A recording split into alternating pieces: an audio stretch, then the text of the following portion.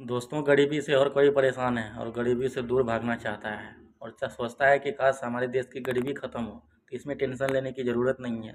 हमारी गवर्नमेंट जो है कि पूरी तरीके से गरीब को मिटाने की कोशिश कर रही है, मतलब गरीबी ख़त्म करने की कोशिश कर रही है।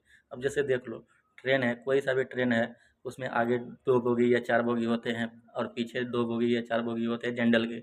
उसमें कौन सफ़र करते हैं? सिर्फ़ गरीब। और बीच में कौन रहता है? पैसे वाले। जैसे एसी हो गया, स्लीपर हो गया, उसमें पैसे वाले लोग सफ़र करते हैं। और मान लो ट्रेन में कोई दुर्घटना हो जाती है, या आगे से होगी या पीछे से होगी, ये डेफिनेटली है, 100% है, तो जाएगा कौन? गरीब। इसलिए गरीब को मिटाने की पूरी कोशिश कर रही है, गरीबी को ख़त्म करने की। अब देखो, हमारे गवर्नमेंट जो है कि नोटबंदी किया। नोटबंदी में फ़ायदा किसका हुआ? अमीर का हुआ।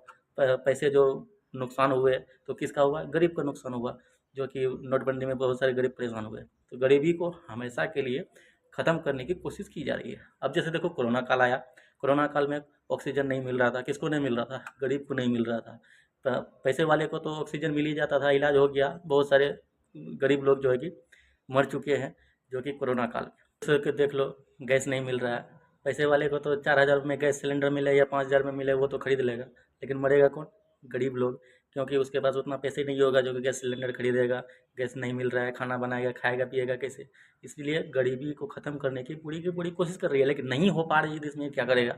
अब देखो, पिछले 10-11 सालों से जो है कि अभी तक में 10 लाख लोग गायब हो चुके हैं। तो कौन गायब हुए हैं? पैसे वाले तो गायब नहीं हुए, गरीब लोग गायब हुए हैं।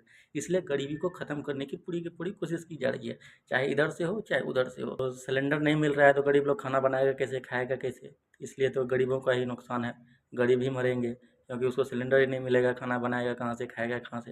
और जो लोग गाँव देहात से होते हैं तो वो तो लकड़ी में खाना बना लेंगे, लेकिन जो लकड़ी में नहीं बनाते हैं तो उसका तो क्या हाल होगा?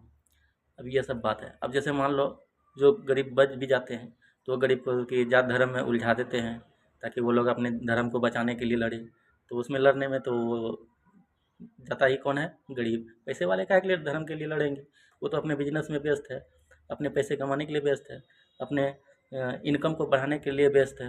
कि वो क्यों जात धर्म के पीछे पड़ेगा? तो कौन जाता है? गरीब। इसलिए गरीबी ख़त्म करने की कोशिश कर रही है, लेकिन नहीं हो रही है, तो इसमें क्या गलती है? लेकिन हमारी सरकार जो चाहती है ना, कि गरीबी को मिटाने की कोशिश कर रही है, क्योंकि ना रहेगी बाँस, ना बजेगी बाँसुरी। आप सोच रहे होंगे कि गरीबी को अगर ख़त्म ही करना होगा गवर्नमेंट को, तो एक ही साथ कर देगा, लेकिन नहीं रे बाबा।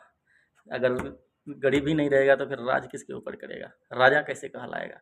अगर गवर्नमेंट चाहेगा तो 100% एक साथ में सबको ख़त्म करवा सक गरीबी को ख़त्म कर सकता है, लेकिन नहीं करेगा ना, फिर वोट बैंक कैसे मिलेगा?